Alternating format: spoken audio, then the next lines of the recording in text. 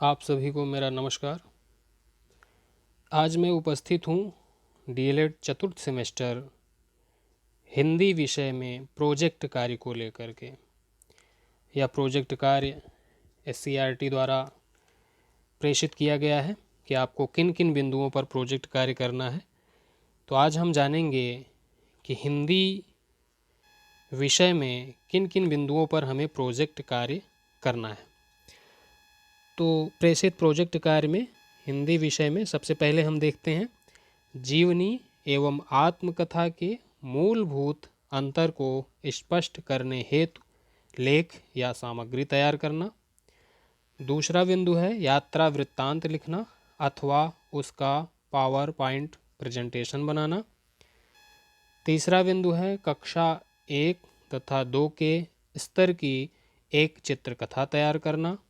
और चौथा बिंदु है हिंदी में शुद्ध उच्चारण से संबंधित 3 से 5 मिनट का ऑडियो तैयार करना।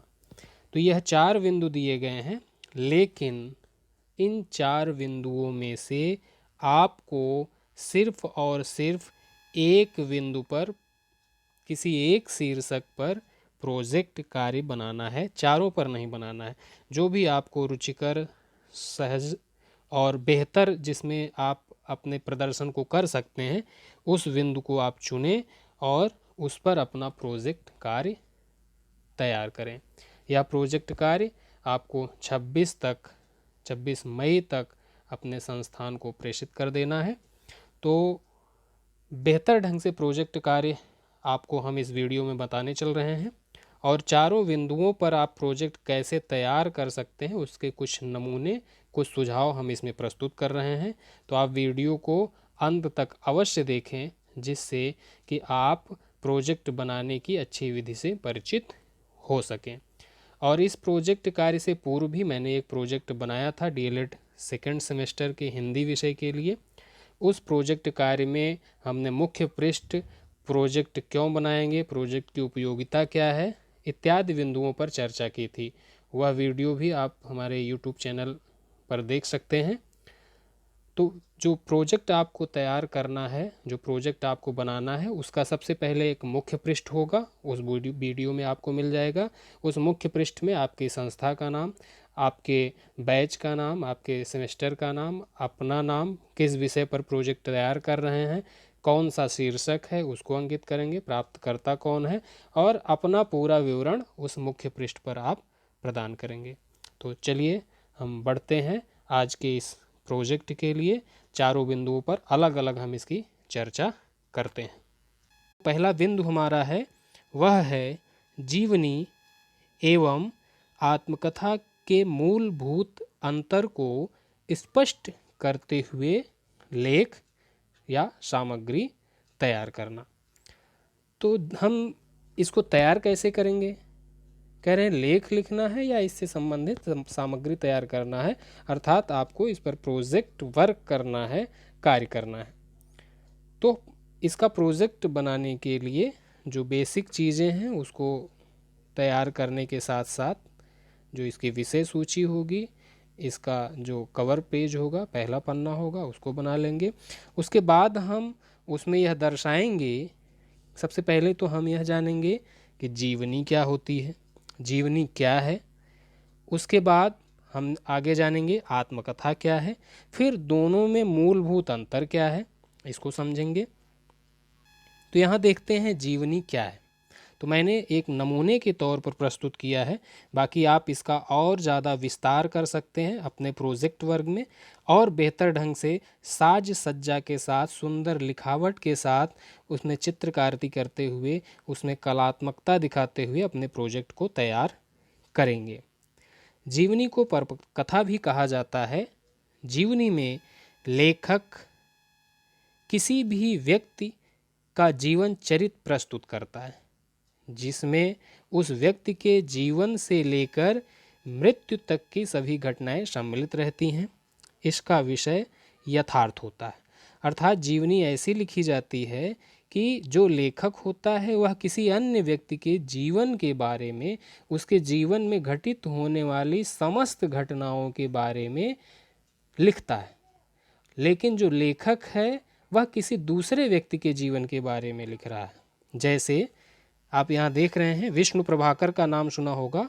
विष्णु प्रभाकर ने शरत चंद्र की जीवनी लिखी हुई है, जिसका नाम है आवारा मसीहा। अब है आत्मकथा। आत्मकथा क्या है, संक्षेप में समझेंगे। इसे आत्मचरित्र भी कहा जाता है। आत्म मतलब अपना, स्वयं का। यह जीवनी का ही एक रूप होता है। लेखक अपनी जीवनी स्वयं लिखता है तो वह आत्मकथा बन जाती है। जब कोई लेखक अपने जीवन के बारे में लिखता है, और अपने जीवन के बारे में वह कब लिखेगा, जब तक वह जीवित रहेगा। जब तक वह जीवित है तभी वह अपने स्वयं के जीवन के बारे में लिख सकता है। और जब वह अपने जीवन के बारे में लिखता है, वह भी एक जीवनी है। और ऐसी जीवनी स्वयं के बारे में जो लिखी जा रही है वह क्या बन गई, आत्मकथा बन जाती है। जैसे हरिवंश राय बच्चन ने लिखा है, क्या भूलूं क्या याद करूं। आगे इस प्रोजेक्ट को बढ़ाते हुए हम आत्मकथा और जीवनी के मूलभूत अंतर को स्पष्ट करेंगे, अलग अलग। पहले हम जीवनी को समझाएंगे क्या है, फिर आत्मकथा क्या है, फिर दोनों में मूलभूत अंतर क्या है। तो जैसे मैंने यहाँ एक बिंदु दर्शाया है, स्वयं का जीवन चरित्र। आत्मकथा क्या है, अपने बारे का, अपना जीवन है, स्वयं का जीवन है। लेकिन जीवनी दूसरे का जीवन होता है, जो लेखक होता है वो किसी अन्य के बारे में लिखता है। इसी प्रकार से आप इसको और विस्तार देंगे, क्योंकि यहाँ जो मुख्य बिंदु पूछा गया है आपसे वह मूलभूत अंतर को ही पूछा गया है। मैं सिर्फ एक नमूने के तौर पे आपके लिए प्रस्तुत कर रहा हूँ। फिर है, और जब आप इसके अंतर को दर्शा लेते हैं, मूलभूत अंतर को स्पष्ट कर लेते हैं, तो आप कुछ प्रमुख आत्मकथा और जीवनियों का उल्लेख करते हुए उनके लेखकों को भी प्रदर्शित कर सकते हैं। आगे बढ़ते हैं। दूसरा बिंदु जो है हमारे प्रोजेक्ट वर्क का, वह है यात्रा वृत्तांत लिखना अथवा उसका पावर पॉइंट प्रेजेंटेशन बनाना। आप लोग बहुत जानते हैं, क्लासों में भी पढ़ा है, इसके पहले इस पे काफ़ी चर्चाएं भी हुई हैं हम लोगों की। तो यात्रा वृत्तांत को लिखना है अथवा या उसका पावर पॉइंट प्रेजेंटेशन बनाना है, अर्थात पीपीटी प्रेजेंटेशन, जिसको आप पीपीटी के नाम से जानते हैं। इसको आप लैपटॉप में भी जो है सॉफ्टवेयर अपलोड करके, या पीपीटी उसमें सॉफ्टवेयर के रूप में होता है उस पर बना सकते हैं, और मोबाइल से चाहें तो गूगल स्लाइड्स जैसे सॉफ्टवेयर अपलोड करके या ऐप अपलोड करके आप उस पर पीपीटी प्रेजेंटेशन बना सकते हैं। जैसे ये जो इस समय चल रहा है, आप जिस पर अध्ययन कर रहे हैं, जिस पर आप समझ रहे हैं प्रोजेक्ट को, ये पावर पॉइंट प्रेजेंटेशन ही है जो बना करके आपके समझ प्रस्तुत किया जा रहा है। तो आप यात्रा से संबंधित पावर पॉइंट प्रेजेंटेशन बनाना चाहें तो बना सकते हैं, और यात्रा वृत्तांत लिखना चाहें तो यात्रा वृत्तांत लिख सकते हैं। तो हम यहाँ पर बात कर रहे हैं यात्रा वृत्तांत की। यात्रा वृत्तांत गद्य लेखन की एक विधा है। यह संस्मरण से मिलती जुलती है, संस्मरण जो होता है उससे मिलती जुलती यह विधा है। इसमें लेखक अपनी किसी यात्रा के रोचक एवं महत्वपूर्ण प्रवाहपूर्ण जो वर्णन है उसको करता है। इसमें यात्रा की ऐतिहासिकता, उसकी भौगोलिक स्थिति, उसकी सामाजिक एवं सांस्कृतिक स्थिति एवं विशेषताओं का वर्णन किया जाता है। आप यहाँ अपनी किसी यात्रा का वर्णन कर सकते हैं। तो यात्रा, आपको सबसे पहले ये दर्शाना होगा कि यात्रा वृत्तांत क्या है, प्रमुख यात्रा वृत्तांत कौन कौन से हैं, किन किन लोगों ने लिखे हुए हैं, यात्रा लिखने की विशेषताएं क्या हैं, क्या क्या चीज़ें उसमें होनी चाहिए। बहुत सामान्य सी बातें हैं जो आपको पता है, आप जानते हैं। और फिर उसके बाद आपको एक यात्रा वृत्तांत अपना स्वयं का लिखना है, जिसमें कलात्मकता हो, प्रवाहमयता हो, रुचिकर हो, पढ़ने में आकर्षित करने वाला हो, पढ़ते समय ये ऐसा प्रतीत हो कि जैसे हम स्वयं उस यात्रा के एक सहगामी हैं, उस यात्रा को हम कर रहे हैं, वह दृश्य हमारे सामने प्रतिबिंबित हो जाना चाहिए। जैसे एक छोटा सा यात्रा वृत्तांत का कुछ अंश यहाँ पर प्रस्तुत किया जा रहा है। आज शाम 4:30 बजे मैं दांदोपुर स्टेशन से शाहजहांपुर के लिए काशी विश्वनाथ एक्सप्रेस में सवार हुआ। प्रतापगढ़ पहुंचने पर 4-5 लोग आकर उसी सीट पर बैठ गए जहां पहले से ही जगह का अभाव था। फिर क्या था, बिछ गया सीट के बीच में गमछा। अन्य मुसाफिरों को परेशानी होती रही, उनमें से एक मैं भी था। पर इनका क्या, इनके पास तो सभी गण मौजूद, इक्का, बेगम, बादशाह तो जैसे उनके अपने ही अधीन हों, और मुसाफिर बेचारे गुलाम की भूमिका में। पर इसमें इनका क्या कसूर। भारत में प्रतिदिन ट्रेन से यात्रा करने वाले इसी प्रकार का कुछ ना कुछ उद्यम करके अपना समय व्यतीत करते हैं। या तो आप उनके इस खेल के दर्शक बन जाइए या फिर बाहर के दृश्य का आनंद उठाइए। उस समय मैंने बाहर का दृश्य देखा, वह रोमांचित कर रहा था, क्योंकि आसमान में बादल थे और ठंडी हवा मन को सुकून दे रही थी। तो आप अपने यात्रा वृत्तांत को, आपका फलक बड़ा होगा, यहाँ बहुत छोटा सा अंश प्रस्तुत किया गया है, तो उसमें और रोचकता और दृश्यों को समाहित करते हुए अपने यात्रा वृत्तांत को प्रस्तुत करेंगे। तो चलिए हम आगे बढ़ते हैं। और यदि अभी तक आपने वीडियो को लाइक और सब्सक्राइब ना किया हो तो कर लीजिए, और पसंद आए तो शेयर भी कीजिए।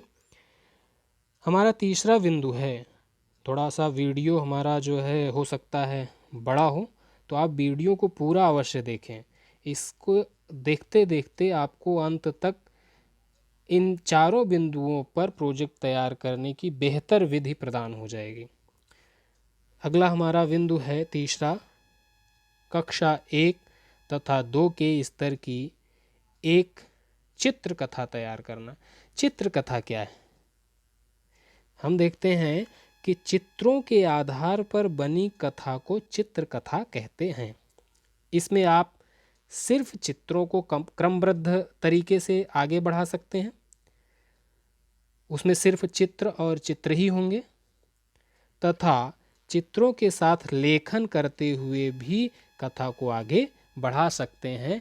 जैसे आप विभिन्न प्रकार के कॉमिक्स पढ़े होंगे, छोटे बच्चों की कॉमिक्स जो आती हैं उनको देखे होंगे, वह भी एक चित्र कथा है।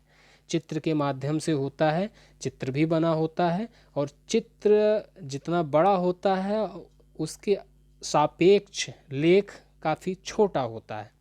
तो एक तरीका आप यह अपना सकते हैं, जैसे यहाँ एक आप चित्र देख रहे हैं, स्वागतम, यह चित्र कथा है। इसमें आप हाथी, बंदर, भेड़, बकरी जितने भी हैं, जिराफ इत्यादि समस्त प्रकार की चीज़ें, कंगारू, सब कुछ देख रहे हैं। ये क्या है? चित्र है। अब इसी चित्र की कथा को आप धीरे धीरे और कई चित्रों के माध्यम से जोड़ते हुए आगे बढ़ा सकते हैं। इसमें लेख नहीं है, सिर्फ और सिर्फ चित्र है।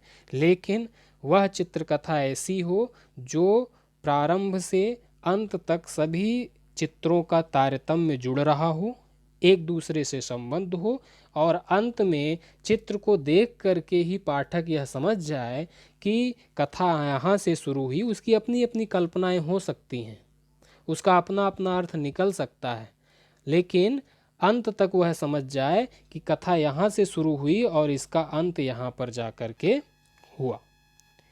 आगे इसी का एक दूसरा रूप देखते हैं, गांव के ओर। यहाँ आप देख रहे हैं, जैसे चर्चा हुई कि कुछ यहाँ पर लेख भी है और यहाँ पर चित्र भी बना हुआ है।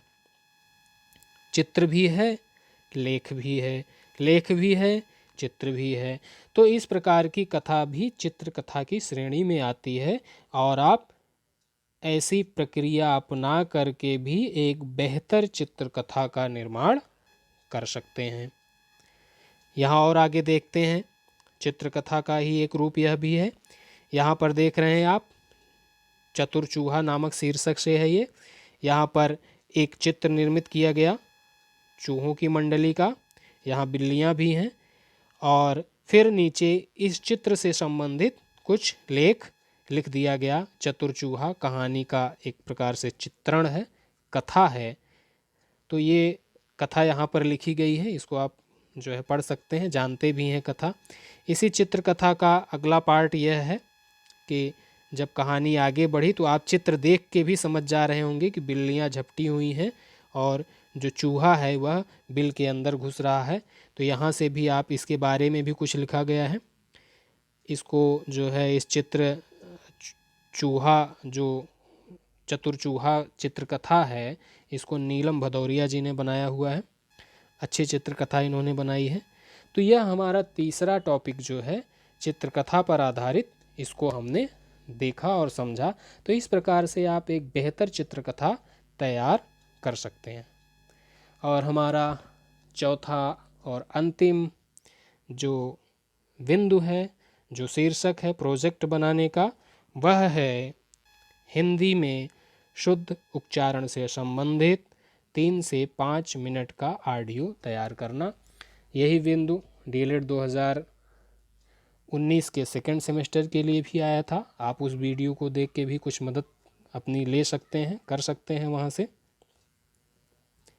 तो हम यहाँ जानते हैं कि ऑडियो और वीडियो तैयार करना, आप यह जानते हैं कि किस प्रकार से आप वीडियो बना सकते हैं और किस प्रकार से आप ऑडियो बना सकते हैं। सिर्फ वॉइस रिकॉर्डिंग कर सकते हैं, सिर्फ आवाज़ की रिकॉर्डिंग कर सकते हैं जिसमें आपका चेहरा ना आ रहा हो। तो जब ऑडियो आपको बनाना है तो ऑडियो बनाते समय क्या सावधानी रखें और किस बिंदु पर ऑडियो बनाएं, इसी से संबंधित कुछ बातें यहाँ पर की जा रही हैं। शुद्ध उच्चारण से संबंधित ऑडियो के लिए ह्रस्व, दीर्घ ध्वनियों का उच्चारण और स्वराघात, बलाघात शब्दों, वाक्यों को ले सकते हैं। मतलब ह्रस्व ध्वनियाँ कैसे उच्चारित की जाती हैं, दीर्घ ध्वनियाँ कैसे उच्चारित की जाती हैं, स्वराघात क्या है, बलाघात कैसे लगाते हैं, कठिन शब्दों का उच्चारण कैसे करते हैं, पूरा वाक्य बोलेंगे तो किस प्रकार को बोलेंगे, किन किन वर्णों के उच्चारण में अशुद्धियाँ पाई जाती हैं, ऐसे कौन से वर्ण हैं हमारे हिंदी में जिनके उच्चारण में ज़्यादातर लोग अशुद्धि करते हैं, ज़्यादातर उसको लोग शुद्ध नहीं बोल पाते हैं, उनका शुद्ध उच्चारण कैसे करते हैं, अगर वह अशुद्ध बोल रहे हैं तो उसको शुद्ध कैसे बोल सकते हैं, से संबंधित ऑडियो तैयार किया जा सकता है।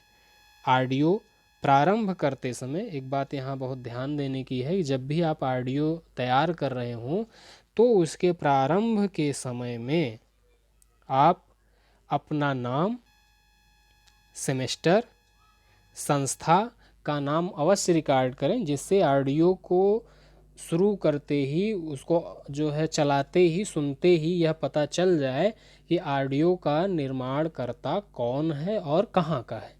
तो आप उसमें अपना परिचय अवश्य दें, यह बहुत ही आवश्यक बिंदु होता है ऑडियो के निर्माण या ऑडियो या वीडियो के निर्माण के लिए।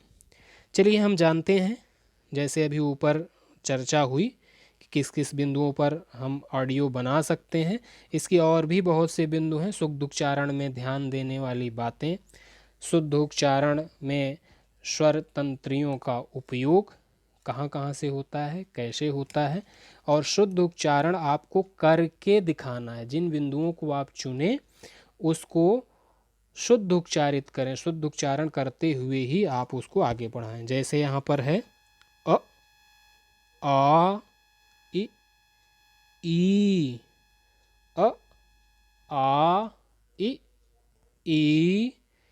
फिर यहाँ पर एक वर्ण देख रहे हैं आप, ज, और ये है ज।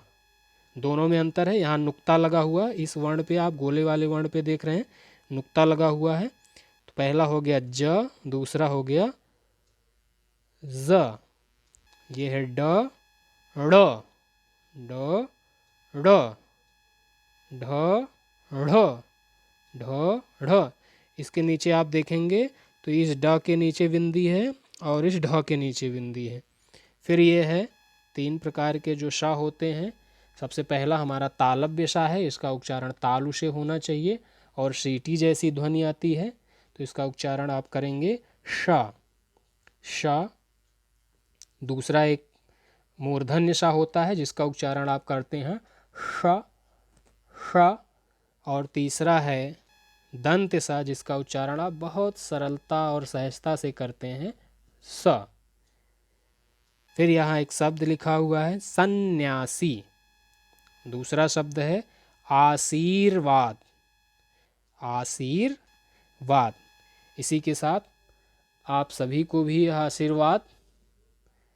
आप सभी को धन्यवाद पूरा वीडियो देखने के लिए। और मैं विनय कुमार मिश्र आप सबका इस चैनल पर जाते जाते स्वागत करता हूं कि आप हमारे साथ इस वीडियो पर बने रहें और आप अपना प्रोजेक्ट बहुत ही आसानी से, सरलता से और सहजता से बना सकते हैं इस वीडियो को देख करके, ऐसी मैं उम्मीद करता हूं। धन्यवाद।